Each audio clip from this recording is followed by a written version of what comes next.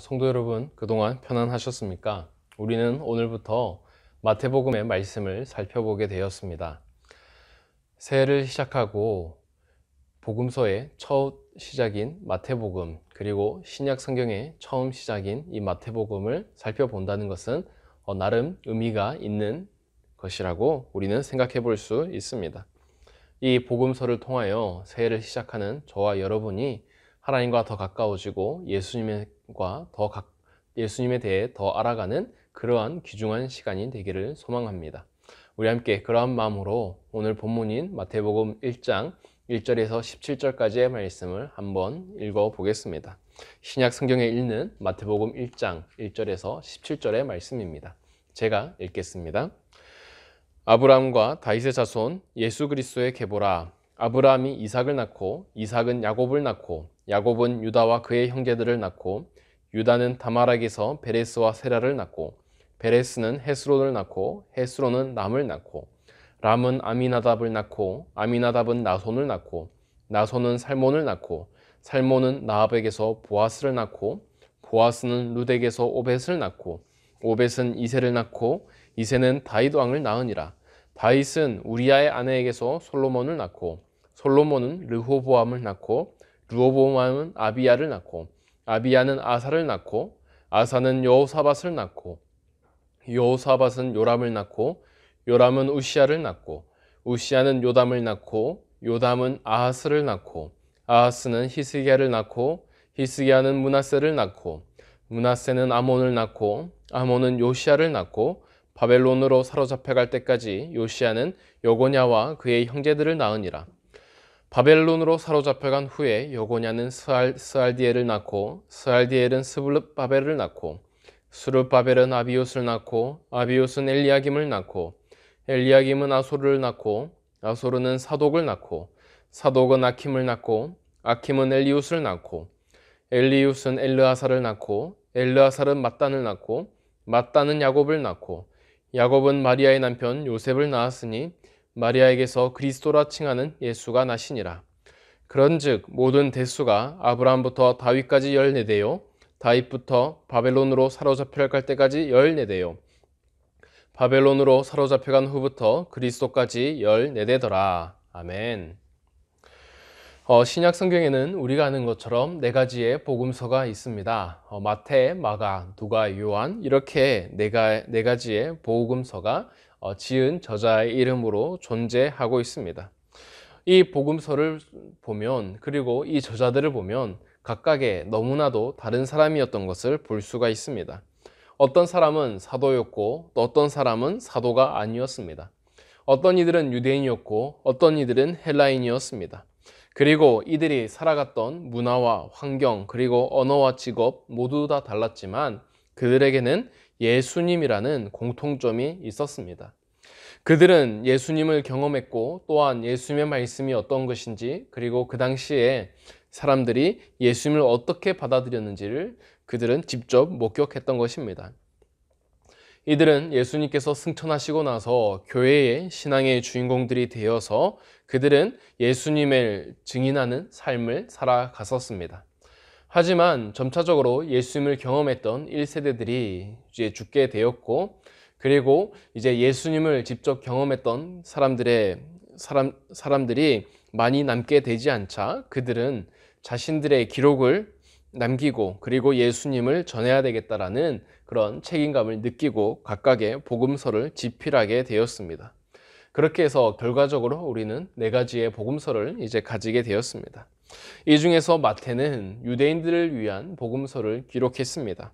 그래서 신약 성경의 가장 첫 성경으로 구약 성경과 가장 잘 이어지고 있습니다. 그리고 복음을 유대인들의 입장에 있어서, 그리고 또한 우리들에게 너무나도 이해할 수 있는 쉽게 우리에게 설명을 해줍니다. 그래서 오늘 본문 1장 1절을 보면 아브라함과 다윗의 자손 예수 그리스도의 계보라 라는 말로 시작하는 것을 볼 수가 있습니다. 유대인들에게 복음을 전하면서 예수님을 아브라함과 다윗의 자손으로 강조하고 있는 것이죠. 그래서 아브라함부터 시작되는 이스라엘 자손들을 나열하면서 어떻게 예수님이 오시게 되었는지에 대해서 설명을 해주고 있는 것입니다. 당시에 살아갔던 수많은 사람들은 구약 시대에 예언된 다윗의 후손 메시아에 대한 기대감이 있었습니다. 많은 유대인들이 로마의 압제 가운데에 그리고 그들의 삶 가운데에 다윗의 후손 메시아가 나타나기를 바라고 있었습니다. 그리고 누가 과연 메시아일지를 기대하는 가운데에 오늘의 마태는 1장 1절을 통하여서 유대인들의 질문에 대한 답을 해주고 있습니다. 그 질문에 대한 답이 바로 이것입니다. 예수님이 다윗의 후손이다. 그러니까 예수님이 오시기로 한 메시아 그리스도다라고 선포하고 있는 것을 알 수 있습니다. 그렇게 해서 예수님의 족보를 소개한 마태는 마지막 결론을 이렇게 내립니다. 함께 17절의 말씀을 보겠습니다. 제가 읽겠습니다. 그런즉 모든 대수가 아브람부터 다윗까지 14대요 다윗부터 바벨론으로 사로잡혀갈 때까지 14대요 바벨론으로 사로잡혀간 후부터 그리스도까지 14대더라. 아멘. 마태는 아브라함 그리고 다윗 그리고 예수님께로 이어지기까지 각각의 대수가 14대였다라고 말해주고 있습니다. 여기서 예수라는 말 대신에 그리스도까지라고 말을 쓴 것은 단순한 예수님의 탄생을 강조하는 것이 아니라 아담과 아브라함 때부터 약속되었던 메시아가 드디어 탄생했음을 하나님의 오래된 계획 속 가운데에 탄생했음을 나타내고 있는 것입니다. 또한 바벨론으로 사로잡혀간 후부터 그리스도까지 14대라고 말해주고 있습니다. 이것은 유대인들이 바벨론의 포로가 된 것처럼 지금 마찬가지로 로마의 압제하에 있었고 그리고 이러한 가운데에 그리스도가 나타나게 되었다는 것입니다. 조금만 더 풀어 설명하자면 이들은 하나님의 자녀로서의 신분을 상실했고 그리고 하나님의 심판 때문에 바벨론의 포로가 되었습니다. 이들은 누가 보더라도 하나님으로부터 버림을 당한 죄인들처럼 여겨졌습니다. 그런데 그러한 죄인들 가운데에서 14대 만에 예수님이 정확하게 등장하신 것입니다. 이것은 바벨론의 포로로 잡혀간 사람들뿐 아니라 이 세상의 포로로 잡혀져가 있는 우리 모든 죄인들을 가운데에 구원자가 나타났다고 성경은 설명해 주고 있는 것입니다. 그렇게 해서 마태는 예수님께서 나셨다라고 말씀해 주고 있습니다. 그렇게 본문을 살펴보면서 우리는 하나님께서 아브람과 다윗 왕뿐만 아니라 하나님께서는 바벨론의 포로 시절도 결코 잊지 않으셨음을 알 수가 있습니다. 하나님은 이들도 다윗의 후손으로 그리고 예수 그리스도의 족보에 참석할 수 있는 기회를 주셨고 하나님께서도 이들을 사용하셨다는 것을 우리는 볼 수가 있는 것입니다.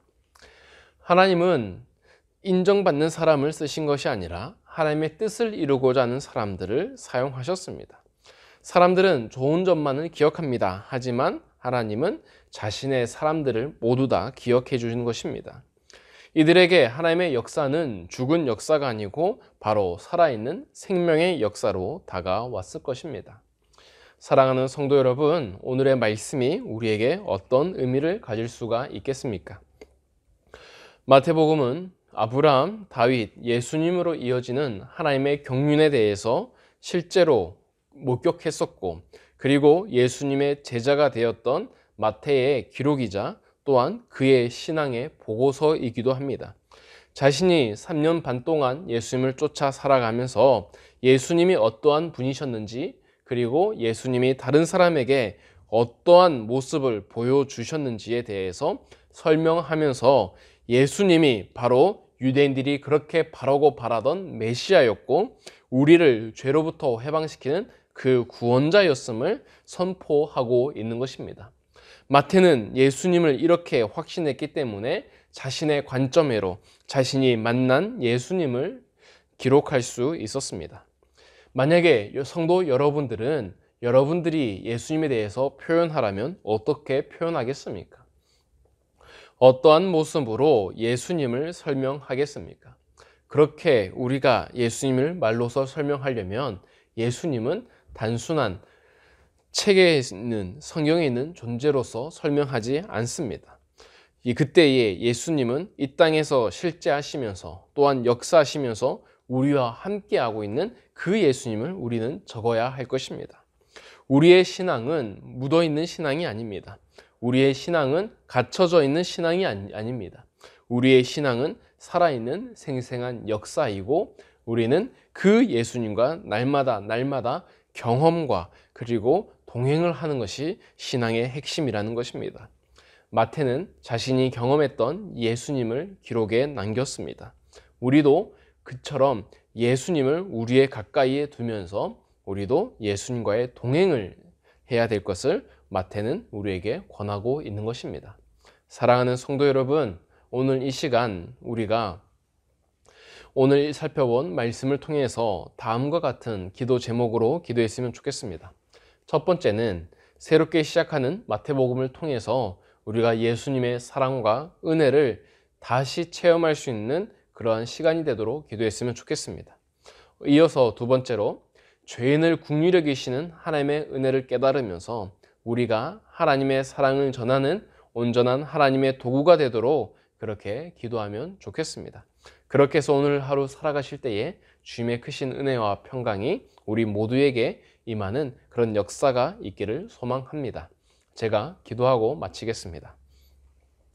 사랑이 많으신 하나님 아버지, 오늘 우리 가운데에 새로운 날을 주심을 감사합니다.